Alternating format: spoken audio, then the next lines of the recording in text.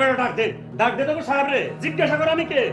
এত কিছু বুঝি না, আপনার চিনি না, আপনি এই বাড়িতে ঢুকতে দিব না। আরে বেটা বাড়ি বাড়ি করিস না, আমার জমি জিরাত সব বন্ধক দিয়ে তোকে সাহেবের বাড়ি করে দিছি, তাইটা জিজ্ঞাসা কর। এই যে সাহেব। আসসালামু আলাইকুম মাঝি ভাই। ওয়ালাইকুম আসসালাম। মাঝি না, বল MAJID মজিদ।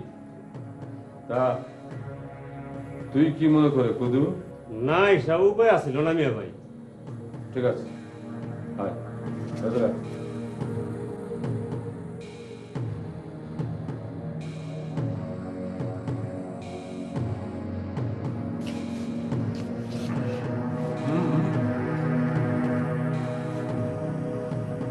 কুদু, তোর তো আজ আসার কথা ছিল না। না এসে করুম কি, আমার রিজিক বোধহয় আপনার ঘরে লেখা আছে মিয়া ভাই, আমি তো আসতে চাই নাই, আমার রিজিক আমার এটাই না আনছে। কাদু, ভনিতা রেখে সব খুলে বলতো। সবই তো শেষ। শেষ মানে?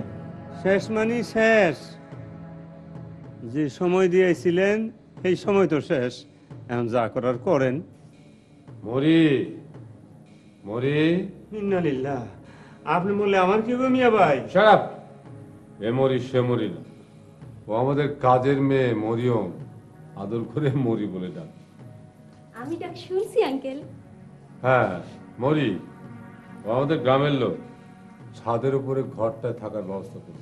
হ্যাঁ, এই ছাদের উপরে আবার কেমনে থাকুন? আসেন আসেন, আপনি আমার সঙ্গে আসেন।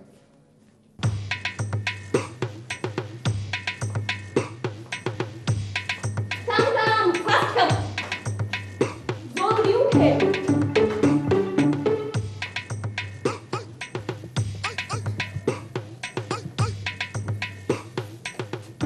আসেন, এইটা হলো আপনার ঘর। কোন টেম্পারেচারে থাকবেন না পেশেন্টে থাকবেন? মরিয়ম বেগম, কি আবল তাবল কইলা বুঝলাম না তো। বুঝলেন না? শোনেন, এই আপার ভাইজানের কাছ থেকে আমিও কিছু কিছু ইংরেজি শিখছি।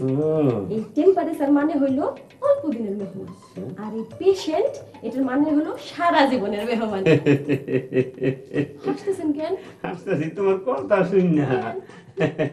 আরে আমি তো কমও থাকবো না আর বেশি দিনও থাকবো না, যতদিন আল্লাহ রিজিক রাখছে ততদিনই থাকি। ভাইয়া যায় পুরা হইয়া যায়, তাকে তলে রিক্সা পইরা ভাঙ্গা যায় পুরা হইয়া যায়। আরে এইটা আবার কোন সাইজ? মাঝি ভাই এটা কোন জঙ্গল আমদানি করছে?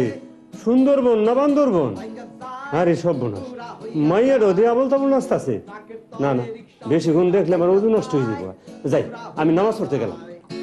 তাকে তলে রিক্সা পইরা ভাঙ্গা যায় পুরা হইয়া যায়।